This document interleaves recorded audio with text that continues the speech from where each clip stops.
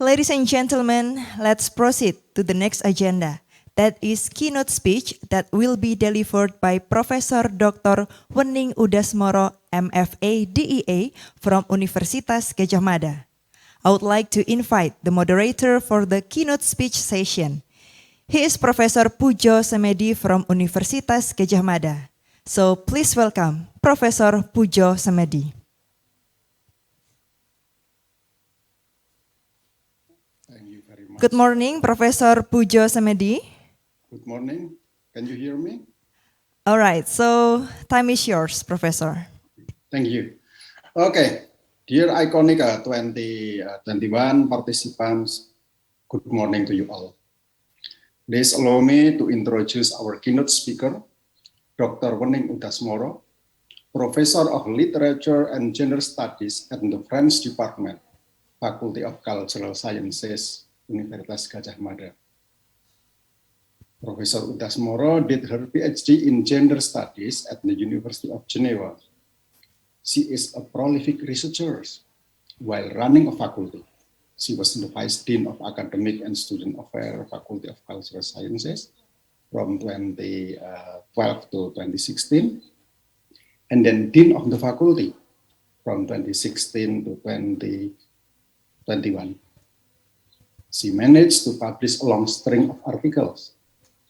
Among her latest publications are Experiencing Literature, Discourses of Islam through the French Literary Text, Soumission in Critica Cultura, Gender Discourses in Positioning Indonesian Female Migrant Workers in Jurnal Ilmu Sosial dan Politik with Dr. Setiadi, No Matter What, I've Got Rights, Women's Land Grab Protest in Banyuwangi, East Java in International Development Policy Journal with Elizabeth Bruegel, Art for Peace in Ambon, an intersectional reading in International Development Policy Journal with Rahel Kunz, Gender Dynamics of Labor Force Participation in Insurgency and Ethno-Religious Conflict, the Cases of Aceh and Ambon in International Feminist Journal of Politics, forthcoming. Indonesian Pencaksilat, a book chapter of UNESCO, forthcoming 2022. Oh yeah, Professor Udasmoro is a grandmaster in Indonesian martial art Pencaksilat. Next publication is Masculinities in Literary Works on Indonesia's Post-Conflict Ambon Island in Critica Cultura, forthcoming. The transformation of social imaginary on women's sexuality in Indonesian literature from the New Order to Reformasi Era, Journal of International Women's Studies, May 2022, forthcoming. And Literature at Sexuality in Indonesia, Les Enjeux de la Reformasi in La Revue Clio, forthcoming. In this occasion, we will listen to her idea on negotiating spaces, creativity during the pandemic in Indonesia. For 30 minutes, she will give her lecture, and then we'll have around 10 minutes for question and answer. Professor Udasmoro, the time is yours. Silakan.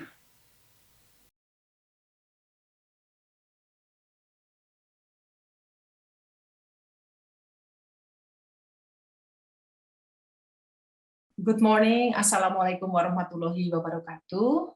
First of all, I would like to thank Ministry of Education and Research of Indonesia for inviting me in this forum. My name is Wening Udasmoro. I'm Professor of Literature and Gender from Universitas Gadjah Mada.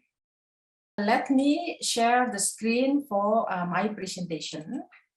My presentation is entitled Negotiating Spaces, Creativity During the Pandemic in Indonesia.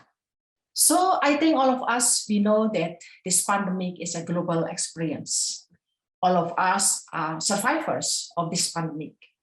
And all of the countries in the world, whether they are rich or poor in different countries and continents, experience this deadly pandemic. And there are, of course, economic, social, and political impact of the situation. Let's see, for instance, the cases we experience in the world. The cases I take here until 25th of August 2021. We see, for instance, the US. This is a very big country, a very strong country in terms of many aspects, economic, political, social. The US experienced cases, more than 28 million cases, and more than 600,000 dead people, not more than 2 years. Indonesia, the same. We have more than 4 million cases and also more than 128,000 people died. But we are all human beings. We are not the passive subjects. We are subjects who always struggle to survive. How about the Indonesian experience? Of course, this pandemic changed the mindset of people. It changed the behavior of people. It changed also the strategy of people, and it changed the process of production. Let's see one of the most important, I think, examples we experienced during the early pandemic. How we see in many different areas, a lot of people refuse the dead body considered as contaminated by coronavirus. This is very unusual for Indonesian people, because Indonesian people usually they really respect the dead body. They will bury them respectfully. But with this coronavirus, the behavior of people change. So one of the aspects which is very important is the usage of technology during the pandemic. I think everyone and also the governments try to use as maximum possible the usage of technology.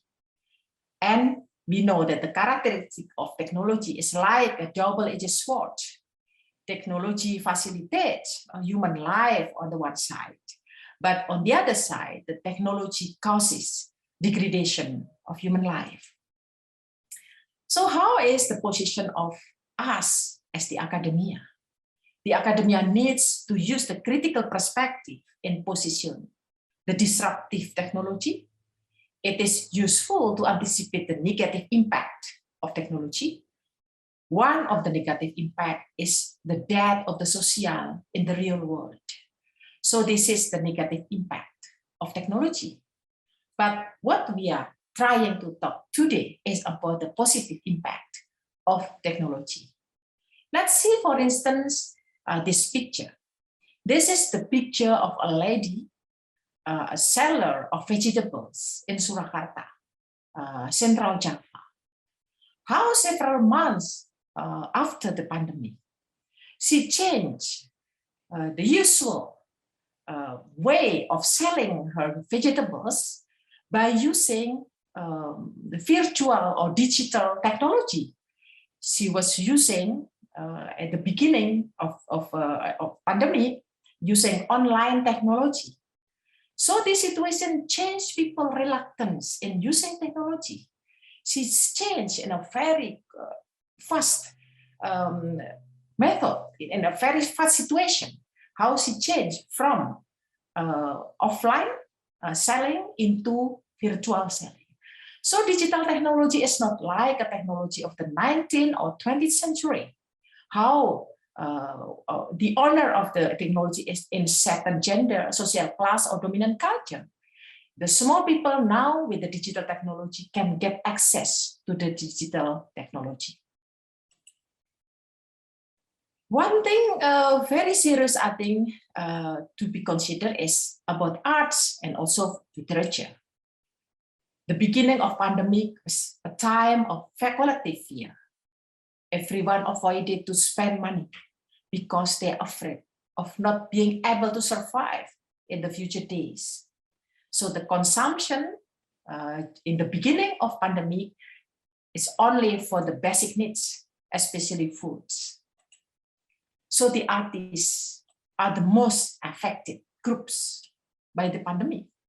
The policy of the government, the large-scale social reduction, for instance, create something which is very, very unusual for the artists, because no music concert, no many film productions, cinema were closed, gallery, museums were closed.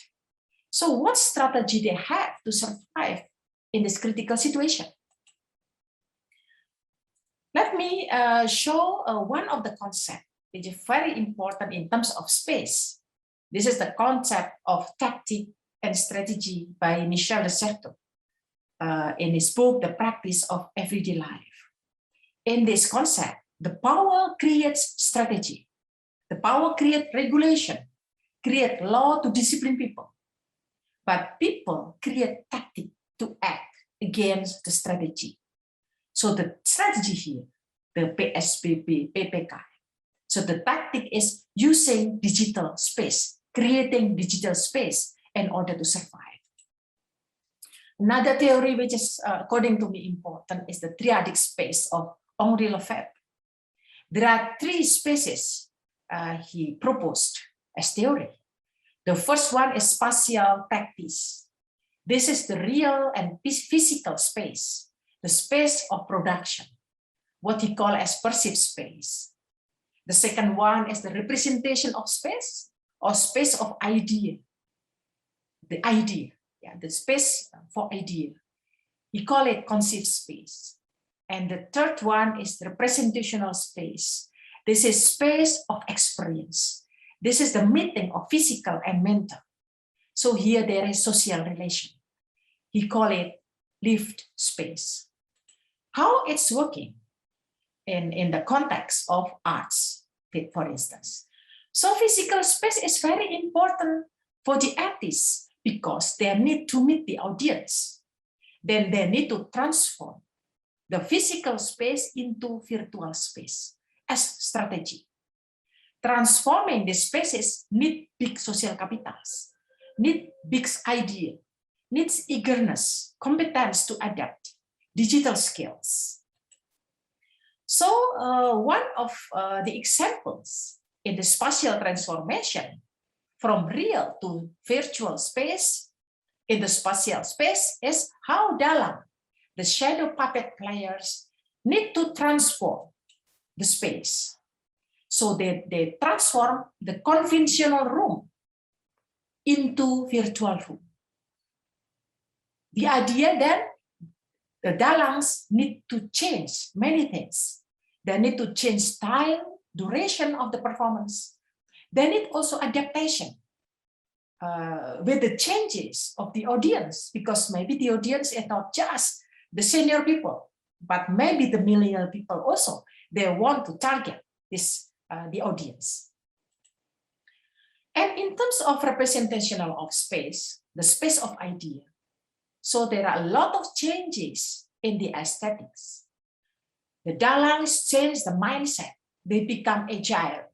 They become flexible. They understand that the strict regulation in usual performance have to be changed. The artists are able to build a bridge between the usual and unusual performance in order to keep the audience. They have the ability to negotiate between the conventional and the virtual spaces. And here is the example of how the representational space was happening. So during the pandemic, there are a performance of wayang, but the performance was done by 3 dalangs in 3 different countries. First is Ki Anang Sarmanto from Indonesia, and Matthew Cohen from the US, and Cécile Herbeau from France. So they shared power relation in this virtual space. So in terms of space, the usage of these virtual spaces, crossing the borders of culture, language, and countries, they are performing in different times, but in the same moment. In terms of ideas, they are crossing the border of ideas.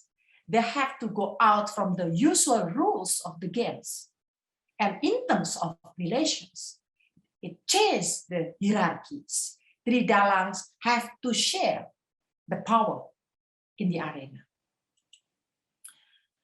And we see how transformation of arts in virtual spaces becoming a space to support each other.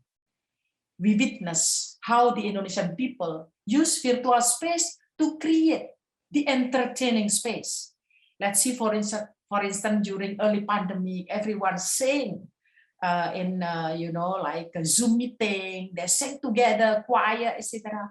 It's not only a question of producing something in virtual space, but there is solidarity and a supportive mechanism during the collective fear. Representative space, the space also is for solidarity.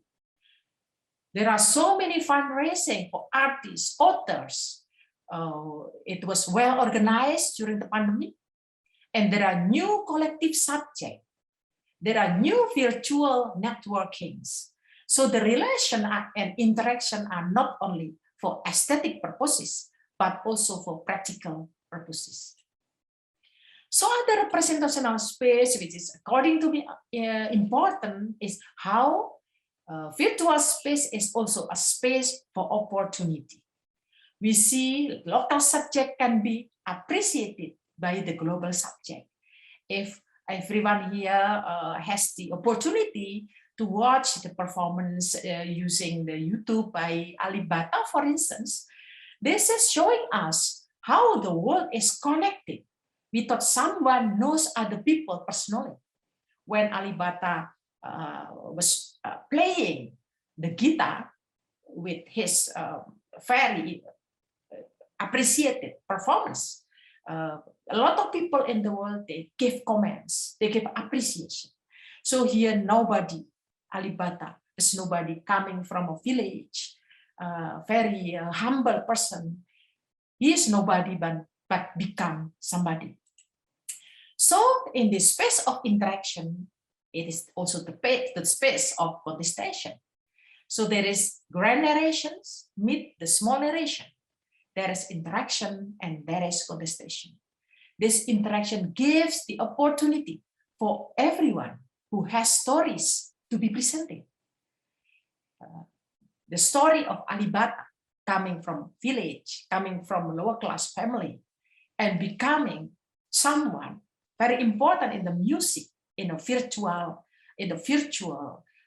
space. It is not only about how people are good in the performance, but how their arts are narrated, become a story.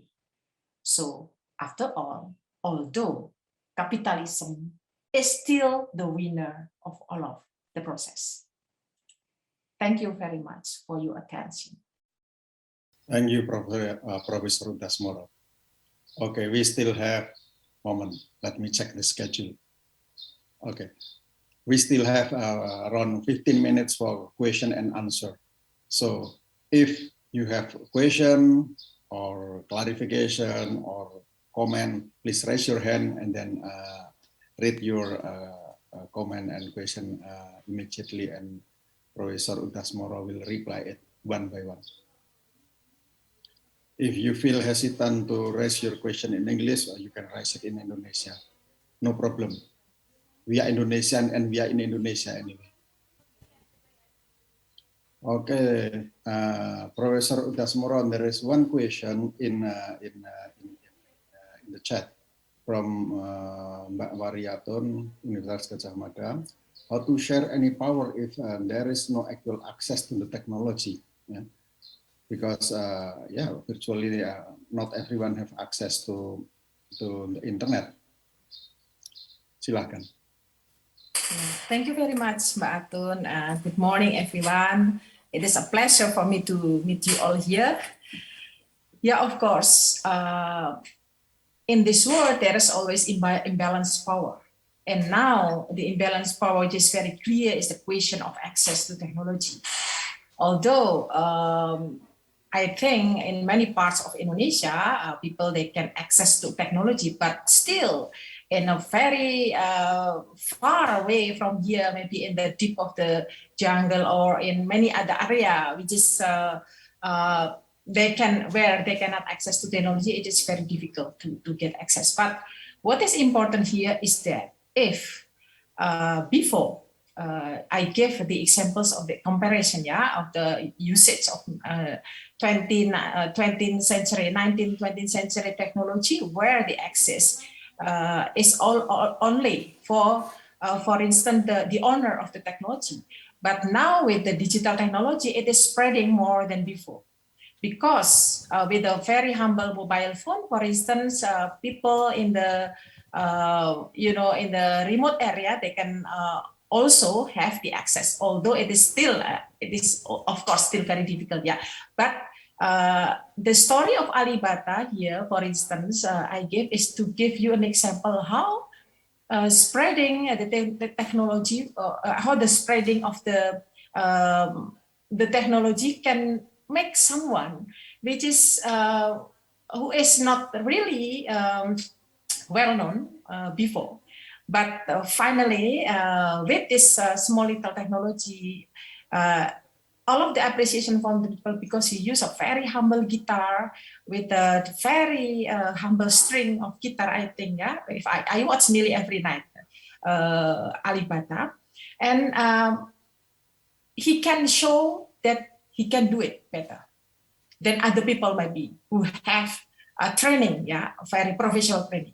He is an autodidact, and he show how humble he is with his performance. But finally, we can see that he can show to the world that he can do it. Although he do it autodidactly. So this is, I think, the most important thing in the spreading of technology, with a small message which is true, that people who do not get access to signal, who do not get access to technology, will be very difficult to share power. And I think this is the responsibility of the government to provide everyone in Indonesia the most accessible possible.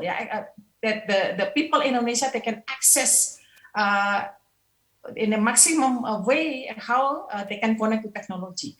I think this is the most important message that I want to share in my presentation. Thank you, Professor Udasmoro. Next question is from Mbak Vina. Could you explain how in this expanding space and opportunity provided by the internet, it is capitalism who is the actual winner? Yeah. And then the next question is from Mbak Christina Novi. Please. Okay, this is one way to criticize, to criticize, because my role here is to show the positive aspects of technology, but of course we have negative aspects. We have a lot of negative aspects of technology. Why I say that the capitalism is still the winner on everything, because everyone will go to this capitalism. When Alibata play this music, this is through YouTube channel. And this is YouTube channel is the one who will get more access. They will be more accessed by people. And with the access of the people, and then it will make YouTube, YouTube becoming the site having more public, having more advertisement, etc. So what I see here is that in this thing is about the double edges, of the technology. We use technology, but sometimes we have to think that we are also used by the technology. So one point which is important here is that we have to know that we are subject of technology. Sometimes we just use technology, but in fact we are objectified by technology. We are used by technology. They capitalize us. They capitalize our body. They capitalize our mind. So we are addicted, for instance, with the technology. So this is what I mean, that in fact, capitalism is still the winner of everything, because everything goes to this capitalistic aspect. That everything goes to money, money-making aspect. So this is the danger of this technology. Thank you, Professor. If I may add, whenever we present ourselves in the internet, we have to pay our money to the internet provider. Yeah. So basically, they are the winner of this expanding space. Okay, next question is from Mbak Christina. Mbak Christina, time is yours. And then next is Pak Greg Axioli. It is in the chat, Professor Udasmoro. Mbak Christina Novi, you raise your hand. Or while waiting for Christina, you can read a question from Pak Greg Axioli in the chat. That is on the inequality among the artists. Yeah. Okay. Yeah. Okay. Here, Pak Greg asked about how the virtual space is being used for contestation of power structure on online arts. Yeah. So there is one example here is one of my students do the research on the ones who do a kind of design that they sell to the international world, and they use the online methods. So here, which is very, very interesting, is that it's not always the educated people who will win this contestation. So these people, they live in a village in Salaman. So they live in a village in Salaman. They sell a kind of creative design to the world using online. And there are more than 1,500 young people in this village in Salaman. So they use the virtual arts to sell to people in the world, and they got a lot of money. And what is interesting is that this really changed the structure, because a lot of academic people who also do the same thing, but not doing a kind of big selling of arts using virtual background, using virtual arts, they are now feel subordinated, because they cannot sell more than those people. So these people, this academic, so one of my students, he really disappointed, because why not the world is so, why this world is not so virtual, and they don't really give space to the one who do not really use the virtual. Usually this is the old designer, because they sell in a hard copy or something like that, and they don't really using a kind of a colossal way to sell. Yeah. So we see here that there is now the competition. The competitiveness is very, very high between the ones who are agile in technology and the ones who cannot do that. And it's really changed the structure. Because before, even the ones here who really have the technology, that young people but live in the village, they beat the ones who are educated, but they cannot use the technology. So here we see how the contestation of power using virtual arts is very, very clear in Indonesian context. And I think one of the winner of the international music group, for instance, they use Indonesian design. Young guy from Indonesian people, and you know how much he got? It's very small. But one thing that the message is that you only get small money from me, but you get the name, because your name is mentioned by our group of music. Something like that. There is a kind of different structural changes using this virtual or digital technology.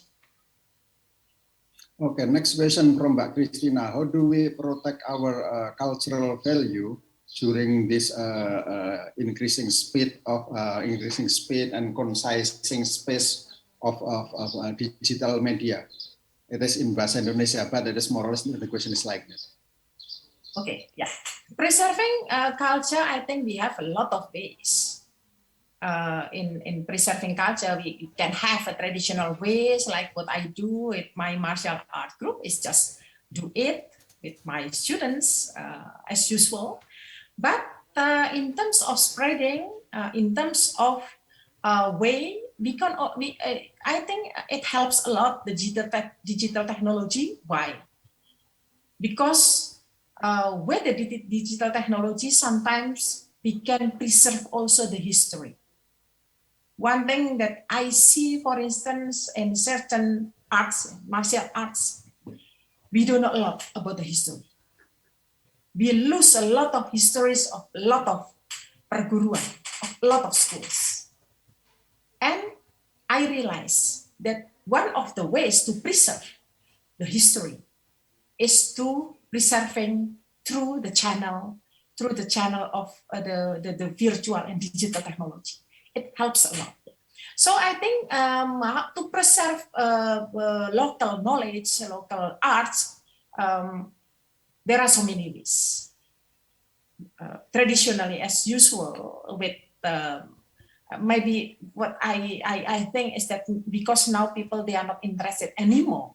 Maybe, yeah, what Christina said, people are not interested anymore in local traditional, traditional arts or traditional performance, because people are very busy with technology. But what we can do is that to combine, to create a hybrid, that how to make the traditional performance, traditional arts interesting for the different generations. Because the generations now are the generation of digital technology. So how to attract them?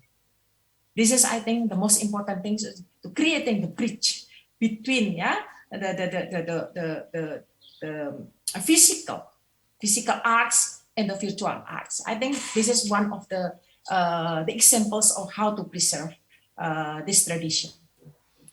Thank you. Last question from Mas Lono Simatu, Pak. The effect of this digitalization of social life in academic life, in academic works, in research methodology. If you please. So I think in the research methodology, I think we see that we know now how the usage of big data. I try to use this big data in doing research, although I'm not yet satisfied with my own findings. But I think the digital technology can also create another ways to look at the world, because in the previous methodology, for instance, we use a kind of content analysis or maybe discourse analysis methods, But now we can also combining how the statistics and then the discourse analysis, the social semiotics in one machine, in one machine. This is very, very interesting, although I think some aspects needs to be elaborated by us as research. For instance, if we are too concentrated on the numbers, we will forget other things. Okay, I'm sorry. I misread what said on the schedule. Our schedule is up to 10:30, so we still have plenty of time for question and answer. So next question, Professor Udasmoro. It is in the chat. The question is from Nino, UB Brawijaya, from Mas Nino, Universitas Brawijaya. We have forum only 34% student in Indonesia have access to computer. In which ways we can acknowledge knowledge which is not produced and distributed in the virtual space? Because not everyone get access and not every knowledge is disseminated in the internet. Yeah. I think what we can do is that we strengthen. We cannot just jump like that. We cannot just jump to the virtual and digital technology and then forget the physical aspects. It is still very important, the physical aspect, the face-to-face relationships. That's why in one of my presentation, one of the negative impact of the technology, the digital technology, is the death of the social.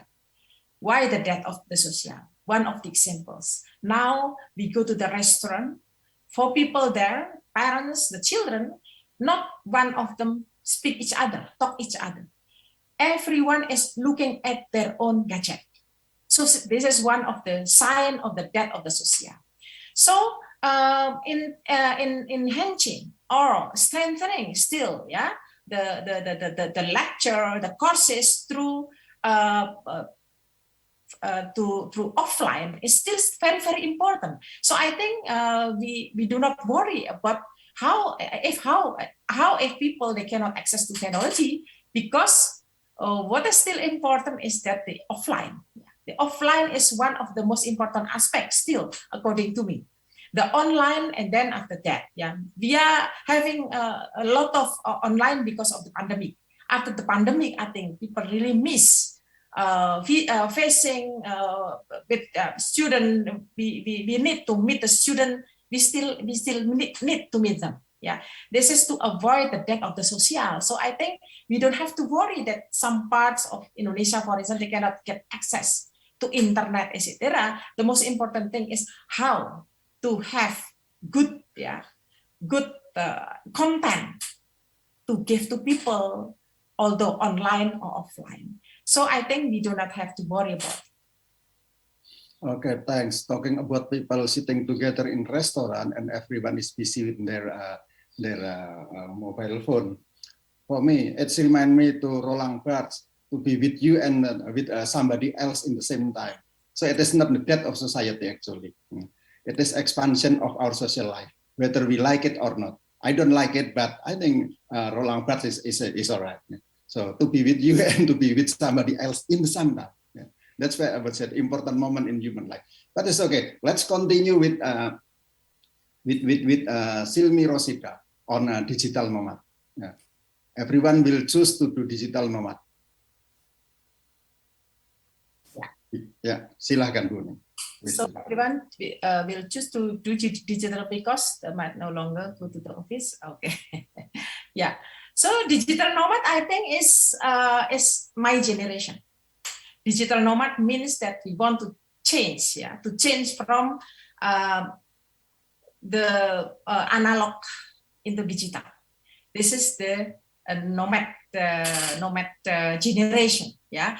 But our like my child generation, they are the digital, really digital generation. Yeah.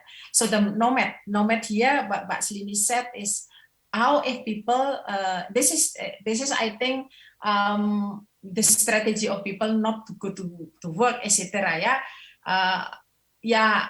I think it is a question of policy of the office, the government, yeah, that digital is not the only way to survive in this world. There are so many ways. This is one of the ways. Let's see, for instance, the numbers. How many people they use the digital and how many who are not using it. Still, a lot of number of people they're not using it. So there must be different policies in doing it. But if we deal with people who only want to stay at home and do not do anything, this is another way. This is not the good examples of how using the digital technology, but it's laziness. Yeah, laziness is the same. Yeah, in my classroom is the same. The ones who are off cam is usually the ones who do not have good dress properly because they do not wash, and then they arrive in the classroom without any preparation, and they do usually off cam. This is kind of laziness. So this is the thing that we try to avoid in this digital world, I think. Yeah. So it's not the strategy of the digital nomad, but it is really a laziness of people trying to hide in the usage of the technology. Okay, I like the concept of digital nomad. It sounds good, sounds great. It is fit to our dream of living as a free subject. But actually, in this digital nomad concept can be very misleading because in digital space there is no freedom. Everywhere you move, you are under the radar, always in the radar. Yeah, you are always in the radar. So the provider of the internet knows where you are, what kind of consumption you do, what is your preference of reading, what is the tourist destination you like, and whatever. In this dream of digital nomad, actually we are becoming naked, because the internet provider, the digital provider knows almost every aspect of our lives. It's just in our imagination that we are free. Yeah, but we can discuss it further. Next question, Professor Udasmoro. Yeah. On the artist who has no access to the internet. Yeah. Okay, from Steve Mander. Artists who have not so used to technology and now be able to compete others who have already professional to online. Which one, Pak Pujo? Steve Mendel. Oh, Steve Mendel, yeah. Yeah. So how do artists who have not used the technology able to compete with? I think we see now, sometimes we undermine people. Sometimes we undermine people, like, for instance, we undermine the Ojek Pengkolan. We said that, Ojek Pengkolan, you will die because you will be competed. You will be beaten, You will be beaten by the Ojek online. Now we see that they survive. They survive. I see old men, they use technology, using online Ojek, for instance, and he said that I have to work, I have to learn how to use it, otherwise I will not eat. So this is the thing that we can see, that we just undermine people. Maybe they haven't tried using the technology, but after they try, and then they will do it, because sometimes it's a easy way. But what I say here also is that how to preserve the ones, how to protect the ones who do not use technology. The technology are used mostly by certain generation. The younger generation, they use a lot of technology. The older generation, they use, but they are not as good as the younger generation. So one of the policy of the government is very important, that the government needs to look at the matrix of the society. It's not just to look at, for instance, the young generation, the millennial who has technology, but also to really to see the levels of the society. How about the people who live in the village, who cannot get access to technology? So I think this is the job, the job of the people, of the government, how to make an entry point for the ones, who cannot get access to technology, who are not able to use technology. I see, for instance, the concentration on certain generation will discriminate other generations. So I think this is the responsibility of the governments to see that the society is not one. It's not just the one who can use technology, digital technology. There are so many levelings in the society, and we have to think about all of them. I think this is the thing that we need also to give feedback to the governments. If I may add, if we perceive this digital space as a field of domination following Jim Scott, then we will immediately see that the domination of big digital companies invite resistance from many people. For instance, the emergence of Gojek and Grab or whatever, with online transport service, immediately invite private initiative from a small group of people who develop their own digital services. So they are not joining Gojek, Grab, or other groups, but they establish their own network, offering their service that they can be in service of sending goods and people to one place to another place with their own digital network, with their own transportation tools at cheaper price. So in this digital very competitive area, and there is a domination, but it also invite a resistance where people want to have their own freedom to develop their own business and their own service to society. So there is, I would say, there is an alternative to perceive what is going on in this digital space. Next question is from Setio Bagus Waskito, Professor Udasmoro. If it is not capitalism to blame, everybody need the money since the money is the main trading tool in this nowadays. You create, you gain, it's a fair game, or you prefer the other than capitalism. If you do, what is it? Please, Professor.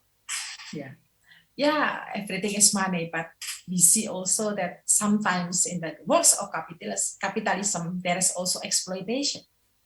I can show you the exploitation. For instance, we deal with one of the company that use that application to pay, for instance. Firstly, we don't have to pay anything when we use it. But now, after a lot of people use it, we have to pay. The same also with online object. Firstly, a lot of people, they really move to that object online. And they got a lot of benefit. They get a lot of bonus. But now, there's no bonus anymore. Now they have to pay 20% of their service. So the online company, they don't get any motorbikes, but they get 20% of that money. They get 20% of that money. So what I see is that capitalism is working.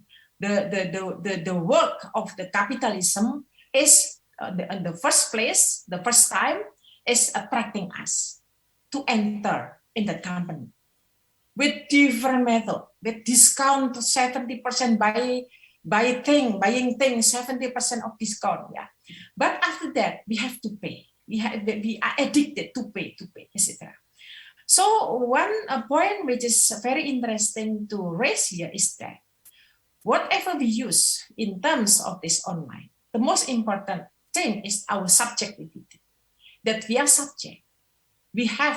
We can change, like what Pak Puja said about sometimes the racist, sometimes to create our own way as a strategy. Yeah, not to surrender to this digital technology, for instance, when we see that there is already exploitation in that. So what is very important here is that we are not passive object. We are active subject. We are the one who can create. We are the one who can resist. We are the one who can negotiate with things. I think this is the points that I want to raise here. Next question from Bimora Harjo. He is a teacher in Wayang Kulit in Sedo Papers. So not every artist have access to internet and have access to expand their creativity in the digital space. Not all puppeters want to do this virtual show. So how should the effort should be made to increase their confidence and also to the audience to make their works available for wider audience in this digital era? Yeah, of course there are many reluctance in using the technology. Why? Yeah, because people are not used to it. But when they used to it, and then they will be more confident, to use technology. So I think what is the most important thing is to break down, to break down our own mindset. Sometimes the mindset. First, the mindset here there are two. The first is really the question of resistance. Resistance, I don't want, because I'm against that. The second one is because I want, but I don't want to do it because it's difficult. I think this is the second part that must be more is trying to do it.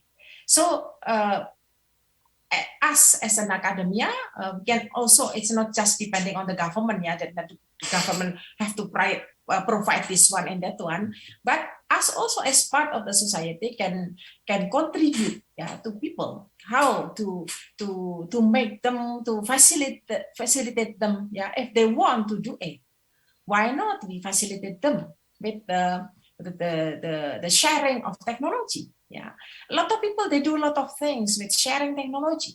How one village, for instance, instead of buying other thing which is not very useful for the village, that village, they buy, for instance, the quota, so everyone in that village can get access to online learning. So there are so many ideas that people can do it. So the most important thing is the willingness to do it. Yeah. So there are two things. I just want to remind you that the first one is a question of resistance. This is different. Yeah. The other one is the one who want to do it, but they have obstacles. So I think we live in a society where we can do something. So just do it without trying to all the time ask the government, you do that. Yeah. This is the thing that I'm thinking, yeah, about this. Okay, next question, Professor Udasmoro, from Muhammad Aryawandi. That is on the readiness of human resource to enter, to join this digital space, especially in the province, I was saying, in daerah, in the provinces, because not every province government, not every district government are ready with human resource capable in this digital world. What to do next? Yeah, I think it's really the same questions. Yeah, the questions of access. Yeah, the question of access, etc. But I see that step by step, I think they will get access. Yeah, they will get access. Yeah, because if they don't get access, so what could do? It's not easy. It's difficult. Yeah, even for myself. This technology needs a lot of capital, needs a lot of financial capital, and the financial capital is the capital first from the providers, from the governments who give, yeah.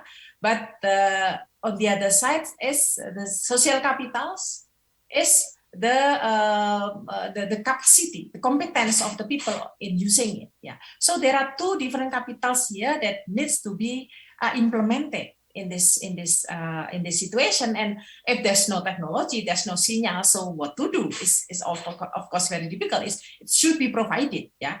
The most important thing is that it should be provided.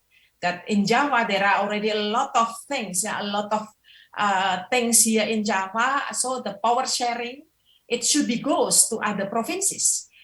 It should go to other area outside Java. Java is already more. Yeah, we have more. Yeah, we have speed everything. Yeah, in terms of technology, we have speed everything. So why in Java? Because there are a lot of people. There are a lot of people who buy. That's the thing. Yeah, this is the mindset of the capitalism also. We provide Java with a very good facilitation. Why? Because there are a lot of people. There are a lot of people who buy. If we think about other people, the remote area, also it's only small people. So it's a costly. Yeah. But as a nation, I think everyone should have similar facilities. Although they live in a remote, although they live in a far away from Java. But this is, I think, our responsibility to make the similar, to make the similar access to technology. Next question related to class structure of the society, Professor Udasmoro, from Andi Setiawan in UNS. During the pandemic, the upper middle class blamed the poor class for going out of the house. Otherwise, the poor class had to live to get money or die. Technology cannot solve this class tension question. Does that mean the state is absent or neglectful, neglecting the poor in dealing with the pandemic? Yeah.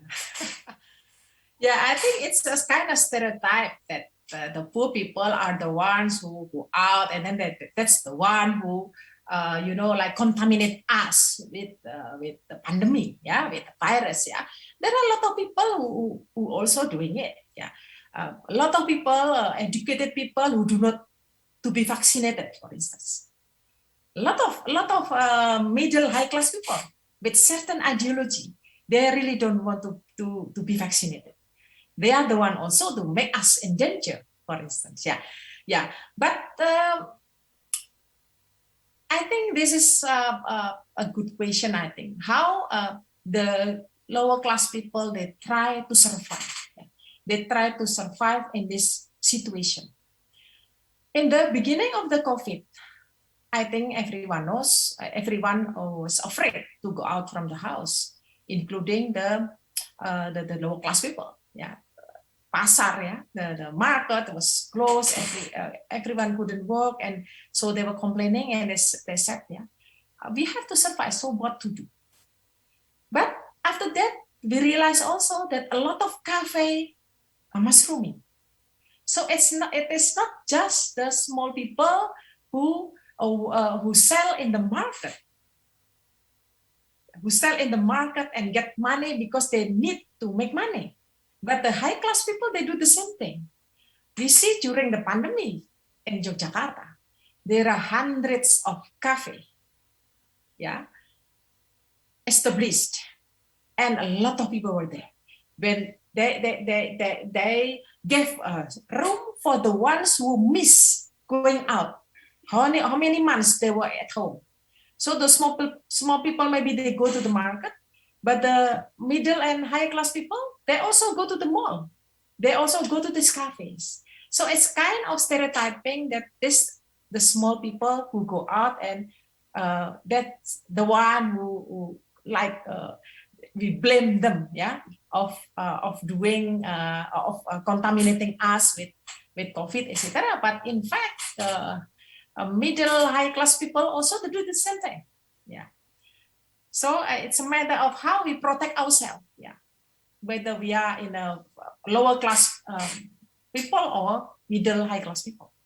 Thank you. From my perspective, actually, it is the entrepreneurs of upper level entrepreneurs who are behind the drive to lower the lockdown level in Indonesia, because they don't want to see their mall and their hotels empty and lay idle without no income, no revenue from their companies. While people in the rural area, with their own initiative, they try to protect their village by limiting access of people to enter their villages. So this class structure, this view of pandemic from the perspective of class structure must be analyzed carefully. I agree with you, Professor Udasmoro. You will love the next comment that is from Fatia Nadia. That is the one who left behind in the digital technology are women who do not have access to technology. Do you agree with that? Yeah. Yeah, a lot of women, they do not access to technology on the one side, but I think on the other side, they are also the one who use it a lot. They are the one who use it a lot. Yeah, in the villages, for instance, if we go to the villages, because I live in the village, yeah, in Magelang, and I see how they use technology, although they do not get the access like other people in Yogyakarta, for instance. One of my neighbor in the village, they sell nasi goreng, and they just sell it to WhatsApp group and open order. They use the word open order, and how many people they will buy today, and then she's the one who will go delivery, yeah, to the buyers. Yeah. For instance, she will sell 25 until 30 bungkus, yeah, nasi goreng, for instance. But I think the question of how women get access, cannot get access to technology, I think is related also of the capital. Yeah. The capital first is here, the financial capital. When, for instance, they come from the lower class family, and then I give examples on my last presentation is about how people who become the one who bring things, and pasar bring harjo. They are not having this kind of technology. So it's the life is harder for them because why? Because the ones who get access to technology will be easier for them to get maximum possible the financial capital. But the ones who cannot, who are not having this kind of technology, especially women, they are having more. We can say that they have a double mastery here. Why double? Because the first one, they cannot have access to technology, and the second one, they cannot have other benefit, because of the technology. So I agree with you that many women, they cannot using technology because they cannot have financial capital and also social capital. But we see also a lot of women, they are subject. They struggle to have it. One of my friends, she doesn't have any job. She lost her job. And what she's doing? She's doing a kind of playing the application. One application provide a lot of bonus, a lot of discount. So she survived during these 2 years using this application because she doesn't have any work. Using the application, I don't know, I cannot mention that application, because it's a capital.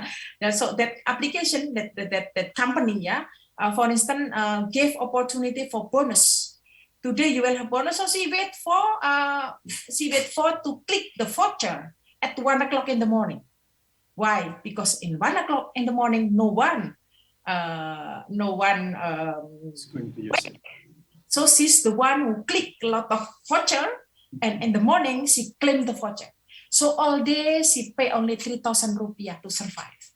So this is the struggle of women, how to feed the family by using technology. So there are a lot of stories like that. Okay, thank you very much. It seems to me the last question from Gus Para Paskasarjana. I'd like to talk about originality in the era of cloud system in the rhizomatic ideas of the laws. Rhizoma is the idea talks about the development of works of art that previously did not see originality. But the most important thing is the direction and the process. Silahkan. So I think in the genderless, in the rhizomatic society, which is true that there's no originality. What we have here is the direction and process, and we are process in the process all the time. Like Julia Kristeva also mentioned, we are subject and process. We are subject and process, but still, we think that we can be subject and process when sometimes because we have benefit of that. Julia Kristeva can say that she's subject and process.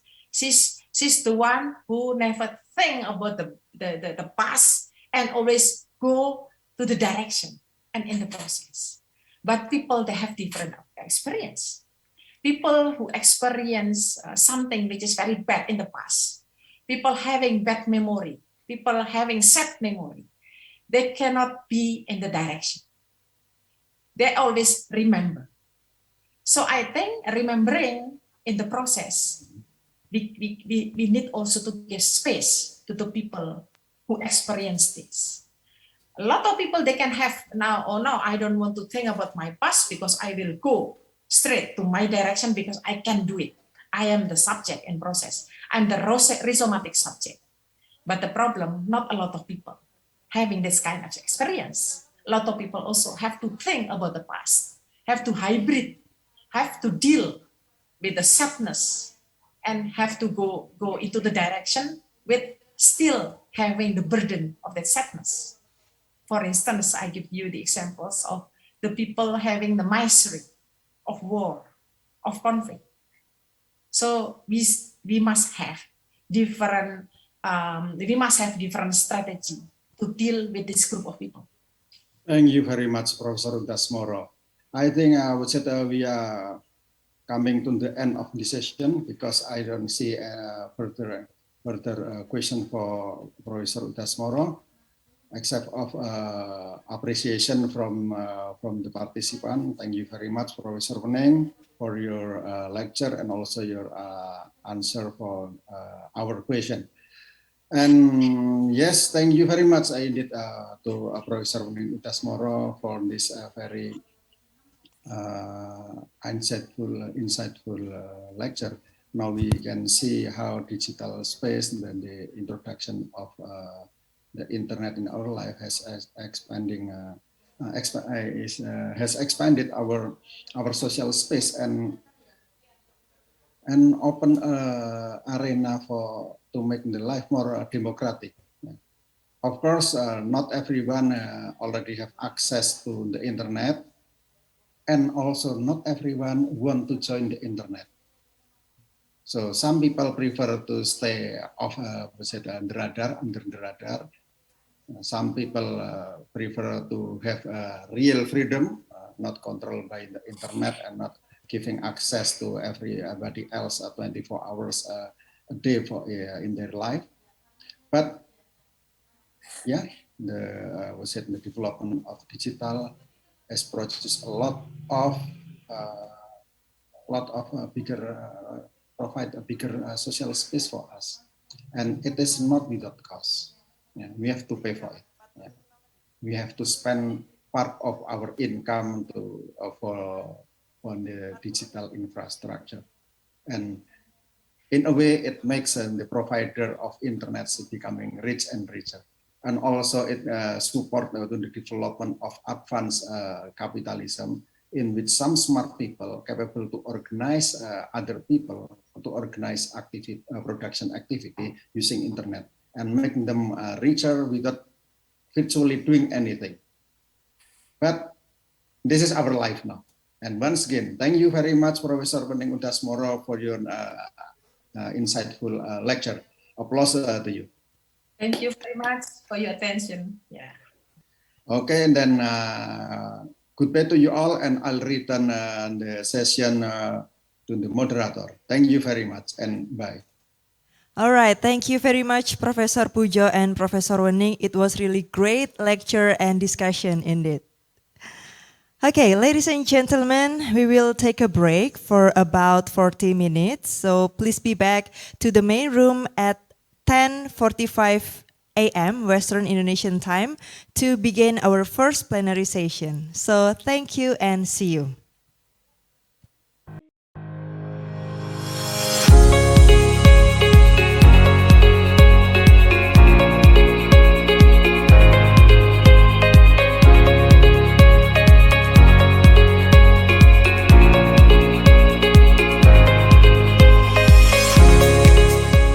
Pertama-tama balik lagi ke aku yang 1 tahun belakang ini aku sadar kalau karya aku itu harus menjadi manfaat untuk orang lain.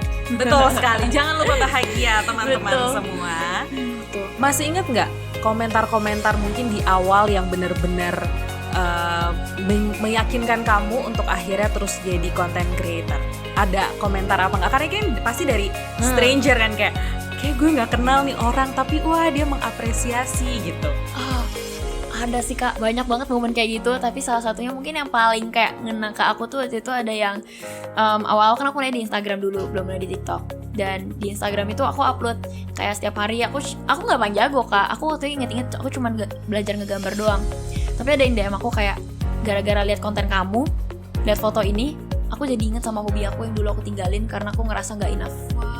Dan dia kirimin aku foto sketsa dia hari itu, dia mulai lagi ngelukis, dia bikin art account juga. Wow, sampai merinding. Yes. Dan sampai hari ini Kak, dia jadi content creator juga.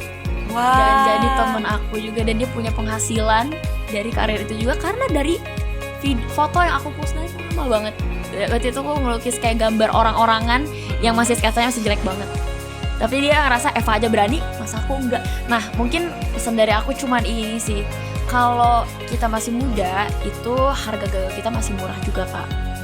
Gitu, maksudnya gimana, kalau dulu papaku tuh bilang kayak kamu masih ada kartu alay, kamu mengekspresikan kamu gagal sekarang, it's okay, gak apa-apa. Jangan sampai kamu nyesel di kemudian hari, karena itu yang kayak kamu semakin tua gak akan semakin mudah untuk kamu mulai berkarya gitu. Yang ada makin sulit karena kamu akan banyak kepikiran sama kayak umur sini aku udah harus kayak gini, harusnya kayak gini nih, harusnya yes gitu. Dan kalau misalnya ngomongin perbandingan, akan selalu ada yang lebih jago daripada kamu, akan selalu ada orang yang kaya, akan ada yang lebih kaya lagi gitu, ya kan? Yang likes-nya banyak akan ada yang lebih banyak lagi likes-nya. Angka itu nggak ada end-nya guys. Jadi kalau kalian cuma ngejar views, ngejar likes, lama-lama juga kosong gitu kak. Jadi fokus on diri kamu dan perkembangan kamu sendiri aja. Ibarat kalau kamu nyetir, kamu lihat kiri kanan terus pasti nabrak. Kalau kamu fokus ke bawah dan kamu tahu yang kamu lakukan ini tuh gak butuh validasi dari orang lain, tapi validasi terbesar itu dari diri kamu kalau kamu udah getting better every day. Itu sih, itu yang ngedorong aku banget, karena aku tahu 1 tahun ke depan yang akan berterima kasih sama perkembangan aku sekarang adalah aku sendiri. Pertama kali lihat Sasando itu langsung punya tujuan gitu. Wah. Dia punya langsung memiliki visi misi gitu. Alat ini di tahun 2013 itu kan bisa dihitung jari pemainnya. Betul. Itu nggak sampai 20-an orang. Bahkan di NTT pun nggak sampai sebanyak itu. Bahkan di NTT pun nggak sampai. Wah. Nggak sampai 20-an orang. Mungkin sekitaran 13 atau 14 orang. Nah dari situ punya keinginan yang tinggi untuk mempelajari dan memperkenalkan alat ini. Dari situ kan dia punya misi besar gitu. Ini memang harus masuk di kampus isi jurusan etnomusikologi. Tadi kan mau gitar kan beda gitu. Dengan musik etnomusikologi itu kan ya belajar tentang musik-musik etnik. Nah, dari situ bisa mengembangkan wawasan untuk instrumen ini sendiri. Nah dari situ pengen mengembangkan alat ini udah sampai ke ujung dunia gitu. Boleh nggak kamu ceritakan dari kecintaan kamu terhadap musik tradisional, terhadap musik etnik ini, itu tuh membuka pintu untuk kamu bisa ngapain aja sih gitu, supaya teman-teman yang mendengarkan ini juga tahu, wah dia aja bisa begini karena musik ini gitu. Nah yang pertama namanya ini ya, kita orang timur ya pasti keras kan, pasti sifatnya kan keras, terus itu pasti suka marah-marah gitu kan, salah dikit suka marah-marah gitu. Tapi Sasando ini pertama dia bisa ngerubah saya gitu. Wow. Karena saya mempelajari dia itu secara mendalam gitu. Jadi dulunya memang dikit-dikit maunya kelahi aja dulu itu. Dulu emang kayak gitu dulu. Nah setelah belajar terpancing ya? Iya gampang terpancing. Kalau udah emosi pasti maunya kelahi aja gitu. Tapi ketika belajar Sasando ini dia seperti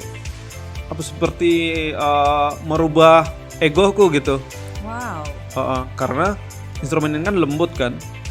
Nah, jadi setiap kali saya mendalami dia, berarti saya mendalami perasaan saya gitu.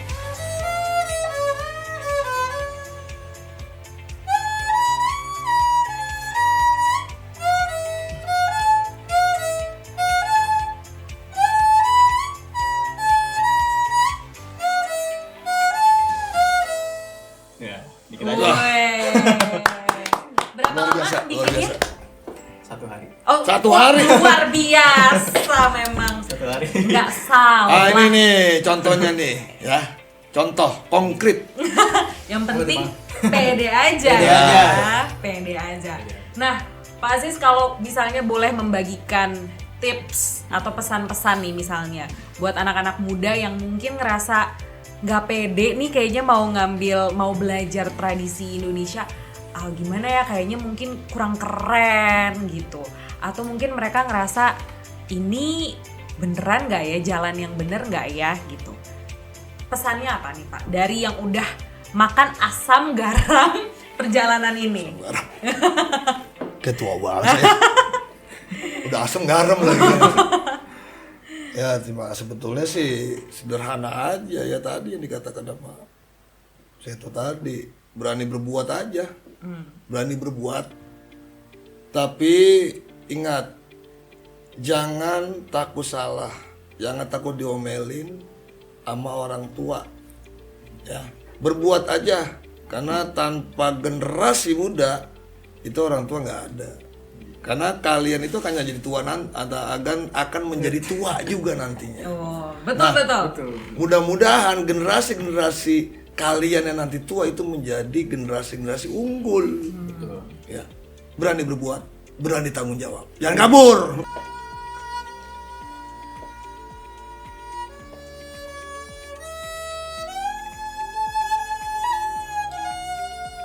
Hikayat Beksi.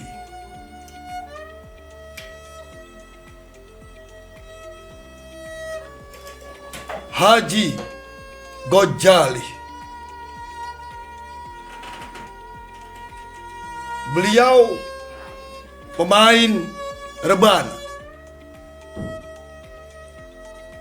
Terlahir dari buah tangan Haji Gatong. Beliau mantan kepala desa Petukangan. Beliau meninggal tahun 1963. Beliau jago silat, sering berkelana.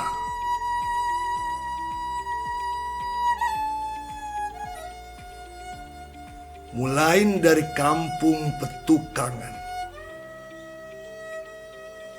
sampai Batu Jaya, Kerawang. Beliau banyak melahirkan guru-guru besar silat Beksi. Mulai dari Haji Hasbullah, Kong Simin, Kong Nur, ampe Mandor Minggu. Mendebarkan jurus-jurus silat Beksi ke seantero Jakarta, Bogor, Tangerang, ampe Bekasi.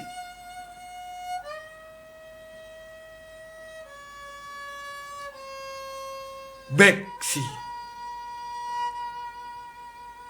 berbaktilah engkau kepada sesama insan.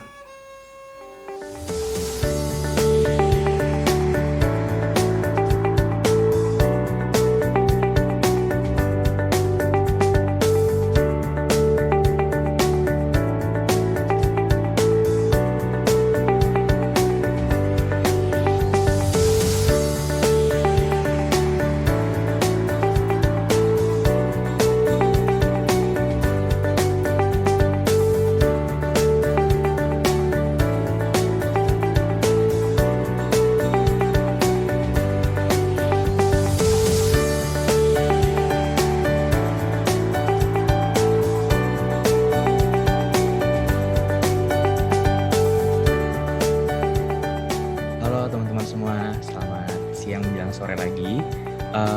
Kali ini, di hari Minggu yang baik kali ini, aku bakalan sharing bareng teman-teman semua dan ngobrolin soal podcast. Jadi ketika orang-orang udah suka sama kalimat pertama yang kita bawain, itu pasti orang bakal dengerin sampai habis, kayak gitu. Jadi make sure kalian bikin skrip, kalian bisa membawakannya dengan baik, dan durasi idealnya nggak usah lama-lama, 10-20 menit aja. Jadi kalau misalnya ada yang bilang, aduh kak, tapi aku kan nggak punya studio. Ya nggak apa-apa, emang strength point-nya nggak di studio. Strength point kan macam-macam teman-teman.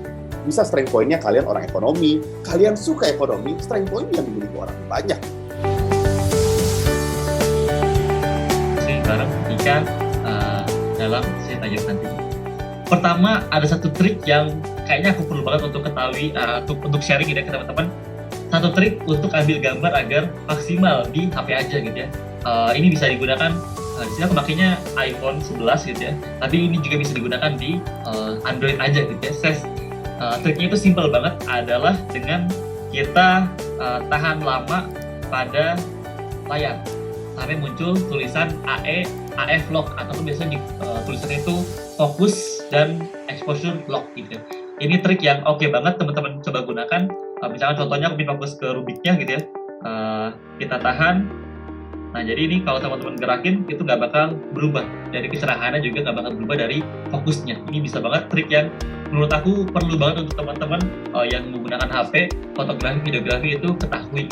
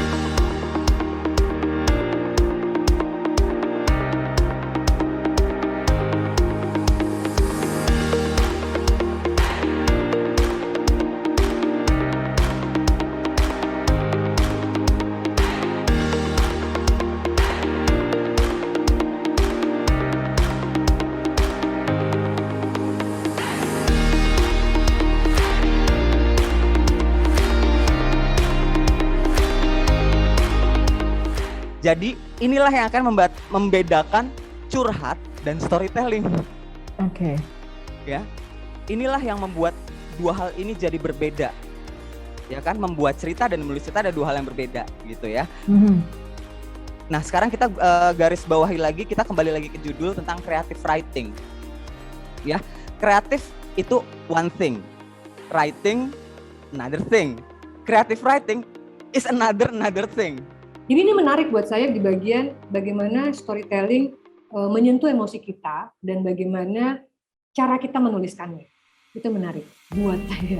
Jadi ternyata karakter perempuan ini, jatuhnya karakter yang begitu kita melihatnya, adalah dia tumbuh besar di daerah Bantar Gebang, yang kita tahu Bantar Gebang adalah daerah pembuangan sampah ya, gitu kan. Dan dia tumbuh besar di situ. Seiring perjalanan hidupnya, dia bercerita bahwa dia ingin melakukan sesuatu untuk komunitasnya. Nah, ini adalah beberapa tips mindset untuk teman-teman yang mau bikin konten di TikTok. Yang pertama itu harus sering-sering eksperimen, harus rajin-rajin bereksperimen. Coba video dengan tipe opening yang berbeda, coba video yang cara ceritanya berbeda, coba video yang topiknya berbeda, yang lightingnya berbeda, yang pembahasannya berbeda, durasinya berbeda, ada yang panjang, ada yang pendek. Coba video dengan baju yang berbeda, dengan opening, intro, hook, atau clickbait yang berbeda, karena kita harus coba segala ide, segala konsep, dan segala topik supaya tahu mana yang works dan mana yang tidak gitu, mana yang bisa viral di TikTok, mana yang orang-orang tonton di TikTok, dan mana yang tidak. Ini kenapa memang harus bereksperimen di awal sih. Aku juga nggak langsung mulai dibikin konten edukasi bisnis dan marketing. Aku awalnya bikin konten jokes, bahkan bikin konten tentang anjing, tentang hewan peliharaan, tapi yang naik bahkan tentang si bisnis dan marketing. Jadi aku bahas tentang bisnis dan marketing sampai sekarang.